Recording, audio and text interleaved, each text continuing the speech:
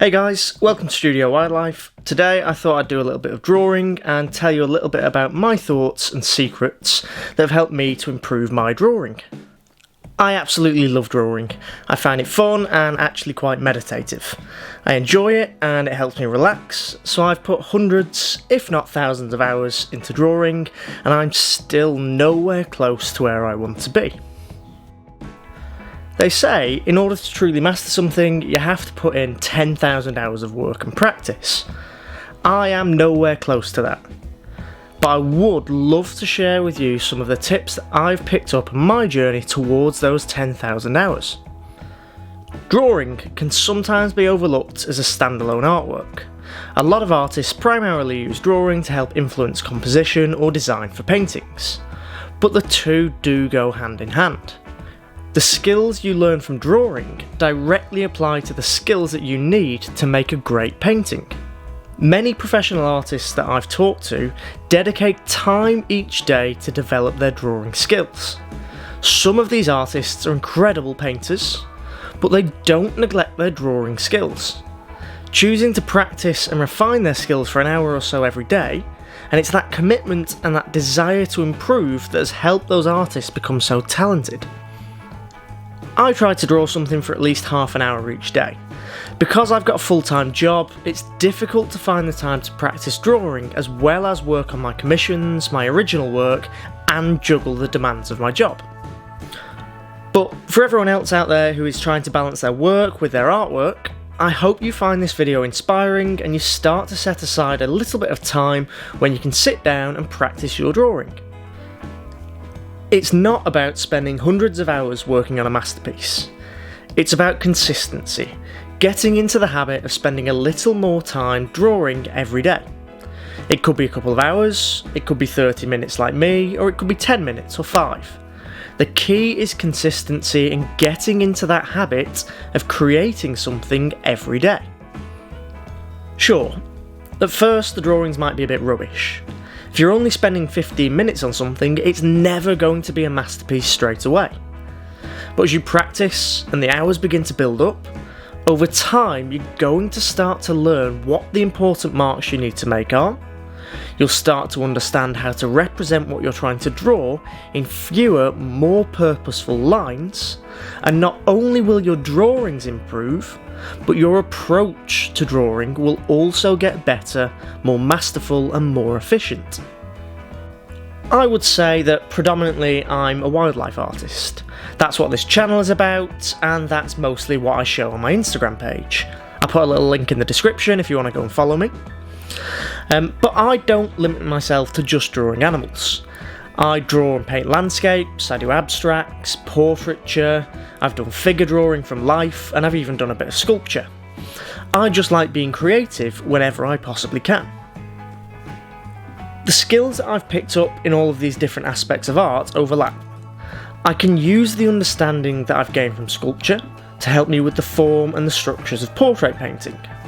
Drawing the figure from life has helped me with my accuracy and hand-eye coordination to get better perspective and proportions in my wildlife art. They all link together, and I believe that trying all of those things and learning all of those new skills, I've been able to apply them to my work and it's made me a better artist. I started drawing animals when I was about 14 or 15, mostly doing pet portraits for people and not charging very much, only about £20 a drawing. I branched into wildlife art a little bit more when I got into university in 2013. I did a biology degree, so I had that scientific link to nature, which I think guided me a bit towards wildlife. Although, if I'm being honest, I think the real reason I started with wildlife was because it was easier. I find it much easier, or at least I found it much easier, to make a tiger look like a tiger than I found making a person looking like the specific person I was trying to do a portrait of. But as I've developed my abilities, I've practiced more and put more hours in, I've improved both my wildlife art, my portraiture, and my figure drawing, just by putting in the time. I'm pretty much entirely self-taught. I have done a couple of classes, and I have watched hundreds of hours of YouTube videos watching other people draw and learning about their process. So technically, I guess you could say I haven't been self-taught at all. When I was about 14 and 15, just starting off drawing, I started off thinking that the best art were the paintings and those drawings that looked exactly like photographs, and my goal for all of my artwork was hyperrealism. I kept at it and I kept drawing, and most of my drawings managed to get very accurate tones, very accurate shading, and I managed to make very nice looking pictures, but there was always something off with the proportions or the perspective, and it didn't quite look like what I was trying to draw. So for example, when I drew a person, the drawing itself would look great. It would look like a proportioned person with realistic skin and realistic hair and realistic eyes with life in them, but it wouldn't look quite like the person I was trying to draw. I skipped over learning those fundamentals of drawing. I only really learned about those fundamentals of drawing in my third year of university. I actually did a year abroad in America at the University of Kansas, and because I was on a year abroad, I could choose some of the modules that I had to do. So I chose a drawing class. It was in that drawing class that I learned the importance of gestural marks and gestural drawing. I literally spent hours every week doing 5 to 30 second drawings, which I thought was absolute nonsense. However, when I came to doing longer drawings, the habits that I'd picked up in the gestural sketches really helped. I realised that my ability to draw the correct proportions had improved, and I could sketch out the basic shapes and structures of what I was trying to draw in very few marks and very few lines. This was the biggest improvement that I'd made in my artistic journey, and my biggest tip. Practice drawing something in as few marks as possible. Try and draw a tree using only 3 lines, in 3 seconds. Draw your cat or your dog, just looking at those most important shapes in as few lines as possible under very short timed conditions. Doing this and thinking like this has changed the way that I draw. When I look at a blank page, I think to myself, okay, so if you only have 3 marks to draw this polar bear, where would they go? What would you do? I put those 3 marks down, and then I think to myself, okay, I have another 3 marks. How are you going to improve that drawing?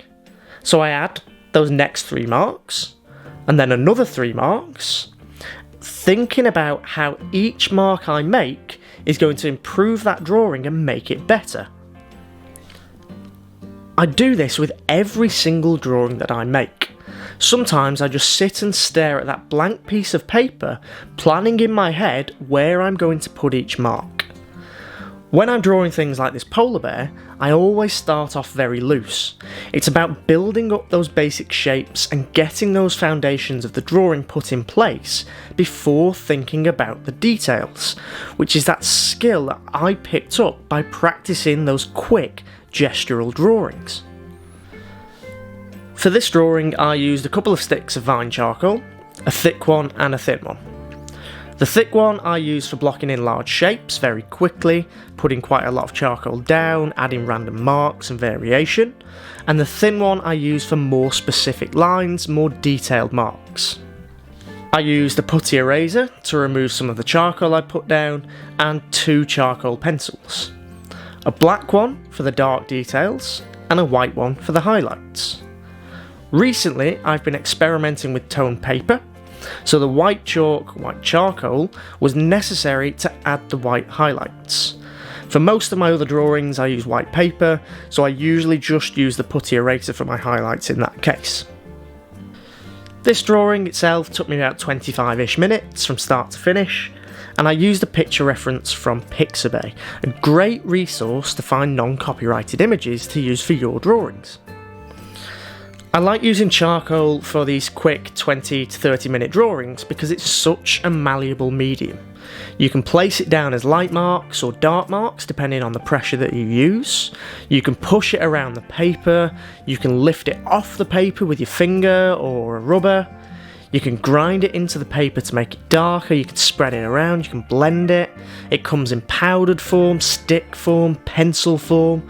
It's such a variable and versatile medium that it adds a real interest and captivates the viewer. And of all of the mediums that I use in my artwork, it's my absolute favourite. So my biggest tips, and the thing that I really want you to take away from this video, is 1, to be consistent. So practice drawing every day, even if it's only for a few minutes. The more you practice and get into that habit of practicing, the better your artwork will get. 2, don't worry about realism when you're just starting out, or even when you're midway through your artistic development. Quick gestural drawings will help you develop your proportions much more than spending hours on one drawing. And it's getting those proportions right that's one of the biggest challenges and one of the biggest things that will help to make your artwork look more realistic. 3, think about what you're going to draw. Make each mark count. Before you put charcoal or pencil or whatever it is that you're using to the paper, ask yourself, how is this mark going to improve the drawing? Is it going to get your drawing closer to the final outcome that you want to achieve? 4, practice lots of different skills, not just drawing. The more versatile you can be, the more you realise that the skills you pick up are transferable. I regularly use the skills that I've picked up from drawing in my paintings and vice versa. Anyway, that's everything for now, just my thoughts on drawing and how to improve, but I hope some of you found those tips helpful and they help to improve your artwork. Let me know what you think of this style of video in the comments, and if you enjoyed it, please give it a like. Thank you so much for watching, and remember, subscribe to Studio Wildlife for more wildlife art and general art tips.